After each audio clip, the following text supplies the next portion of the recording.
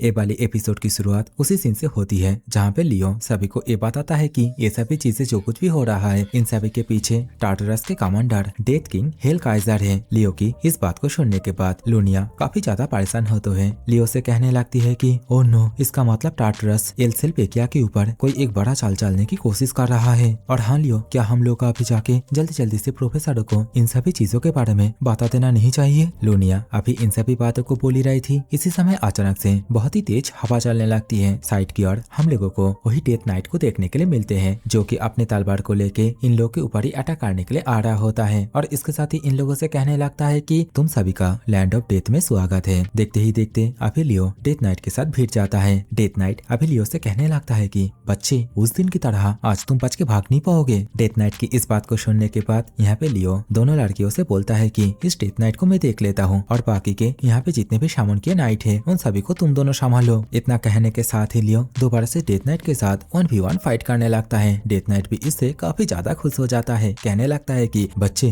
तो इस बार तुमने मेरे साथ फाइट करने को चूज किया। और सच में ही लियो को यहाँ पे थोड़ी बहुत परेशानी तो होती है इस डेथ नाइट के साथ फाइट करने में, लेकिन वो इस वक्त जार्डिंगर का जो सीक्रेट शॉर्ट टेक्निक है उसे यूज कर देता है, जिसका की नाम प्रोफिनेंस होता है। और इससे देखते ही देखते बहुत ही तेज एक आग डेथ नाइट के ऊपर जाती है। बेचारा डेथ नाइट घबरा तो है, पीछे हो जाता है और लियो से पूछने लगता है कि क्या ये फिनिक्स फायर है, लेकिन लियो कुछ न बोलते हुए एकदम सीधा डेथ नाइट के साथ दोबारा से भिड़ जाता है। लियो की इस बढ़ती हुई पावर को देखने के बाद डेथ नाइट काफी ज्यादा परेशान होने लगता है, क्योंकि लियो की आग की वजह से उसकी जो तलवार है वो अभी धीरे धीरे करके पिघलने लगती है। तो इस समय डेथ नाइट जल्दी जल्दी से थोड़ा पीछे की ओर हट जाता है और इसके साथ ही अपने पीछे और भी बहुत सारे स्केलेटन नाइटों को सामान कर लेता है। वो इस वक्त अपने मन में ही कहने लगता है कि एक फर्स्ट ईयर का स्टूडेंट होने के बावजूद आखिरकार वो मेरे साथ इस तरीके से टक्कर कैसे दे सकता है। डेथ नाइट खड़े खड़े इन सभी बातों को सोच ही रहा था, लेकिन इसी समय वो आसमान की ओर एक बहुत ही बड़ा फायरबॉल को देख पाता है और इस फायरबॉल को यहाँ पे लूनिया ने कास्ट किया होता है और जो मैजिक अटैक है इसका नाम ब्लेज होता है। और देखते ही देखते लूनिया इस ब्लेज नाम के फायरबॉल के माध्यम से यहाँ पे जितने भी डेथ नाइट और उसके सामान के क्रिएचर थे उन सभी के ऊपर अटैक कर देती है और एक ही अटैक में सभी निपट जाते हैं। और यहाँ पे लूनिया का छाती 24 से सीधा 32 इंच का हो जाता है। कहने लगती है कि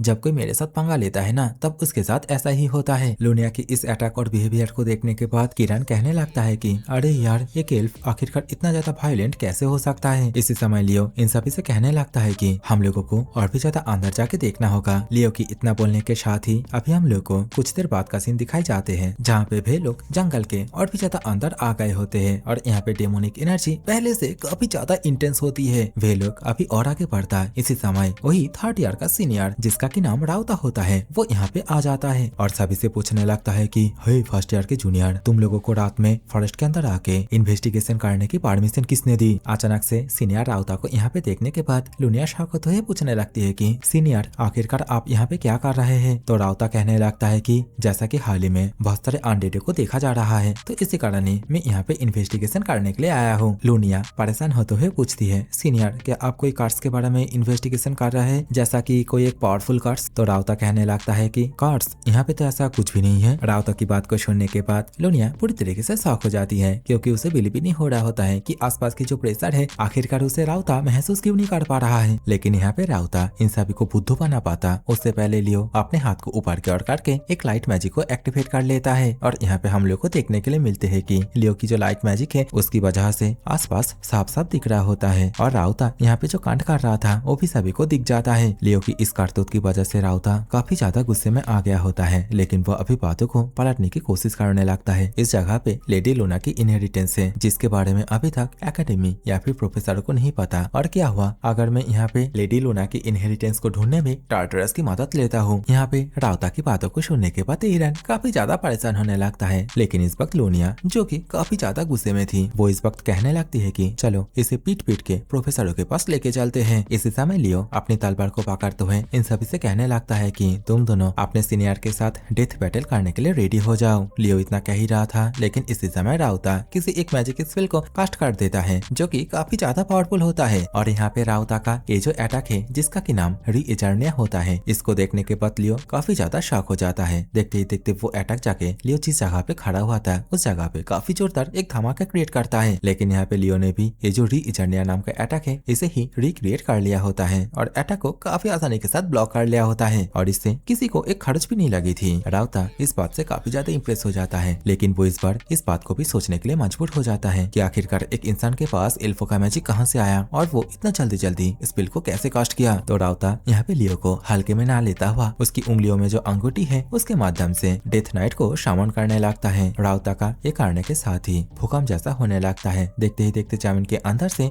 काफी जोरदार एक धमाका होता है। एरन सील्ड के साथ लूनिया को लेके साइड की ओर हो जाती है। लूनिया अपने आप को संभालते हुए पूछने लगती है कि आखिरकार ये चीज क्या था। तो एरन कहने लगती है कि मुझे तो बिलीव ही नहीं हो रही है कि आखिरकार एक सिंपल स्पेल इतना ज्यादा पावरफुल कैसे हो सकता है। वे दोनों की ये बोलने के साथ ही इस वक्त हम लोग को साइड के और का सीन दिखाए जाते हैं, जहाँ पे लियो अपने घुटनों पे था और जो राउता है वो उसके पास ही आ रहा होता है और तर 2-3 मैजिकल गोला भी तैयार कर लिया होता है लियो के ऊपर अटैक करने के लिए। लूनिया इस चीज को देखने के बाद काफी ज्यादा परेशान हो जाती है। कहने लगती है कि एरन जल्दी से हम दोनों को लियो की मदद करने के लिए जाना होगा, लेकिन यहाँ पे वे दोनों कुछ कर पाती उससे पहले डेथ नाइट दोबारा से आ जाता है। तो इस समय लूनिया एरन को कुछ टाइम निकालने के लिए बोलती है। ठीक है, मैं समझ गया, तुम इसे मुझ पर छोड़ दो, एरन कहती है। सीन दोबारा से बदलता है। लियो को दिखाई जाते हैं। राउता लियो के सामने आके लियो से कहने लगता है कि तो ल्यूमिन एकेडमी के फर्स्ट ईयर के स्टूडेंट, तुम्हारा क्या कोई लास्ट वर्ड है। तो लियो उसे कहता है कि तुम तो हद से काफी ज्यादा कॉन्फिडेंस में हो। इतना कहने के साथ ही लियो यहाँ पे किरण को बाहर की ओर बुला लेता है और यहाँ पे किरण जल्दी जल्दी से जाके उसके पैरों पे अटैक कर देता है। राउता दर्द के कारण जमीन के ऊपर गिर जाता है और उसने लियो के ऊपर अटैक करने के लिए जितने भी गोला तैयार किया था वो सभी हवा में ही डिस्ट्रॉय हो जाता है। तो इस बार सिचुएशन पूरी तरीके से बदल जाता है। राउता जो कि खड़ा हुआ था वो अभी घुटनों पे होता है और लियो उसके सामने अपनी तलवार को पकड़ के उसके सर को कलम करने के लिए रेडी हो जाता है। और राउता बेचारा भी लियो का जो किलिंग इंटेंट है उसे देखने के बाद ये बात समझ जाती है। और होना क्या था, अभी लियो सिर्फ एक ही स्लैश में राउता के सिर को कलम कर देता है। किरण भी इससे काफी ज्यादा खुश हो जाता है। कहने लगता है कि बहुत बढ़िया लियो, तुमने इस बदमाश एल्फ को एलिमिनेट कर दिया, तो चलो अब उस डेथ नाइट की बारी है। किरण इतना कह ही रहा था, इसी समय वो साइड की ओर काफी ज्यादा डार्क एनर्जी को महसूस करता है। तो कैमरा एंगल अभी जैसे ही साइड की ओर जाता है हम लोग को देखने के लिए मिलते हैं कि राउता के बॉडी से काफी ज्यादा अमाउंट में डार्क एनर्जी रिलीज हो रही होती है और यहाँ पे राउता अपने सिर को पकड़ के किसी एक ज़ॉम्बी की तरह गर्दन से अटैच कर लेता है और देखते ही देखते राउता किसी एक पागल कुत्ते की तरह जोर जोर से हंसने लगता है और यहाँ पे उसकी एक आंख किसी एक डीमन की तरह भी हो गया होता है। राउता की ऐसी सिचुएशन को देखने के बाद बेचारा किरण काफी ज्यादा घबराने लगता है। दूसरी ओर लियो उसकी एक आंख को देखने के बाद समझने लगता है कि जो डेथ किंग है वो धीरे धीरे करके उसके बॉडी को कब्जा करने की कोशिश कर रहा है। अभी राउता दोबारा से लियो के ऊपर मैजिक से अटैक करने के लिए मैजिक स्पेल को कास्ट करने लगता है, लेकिन वो अटैक कर पाता उससे पहले बहुत ही स्पीड के साथ लियो आके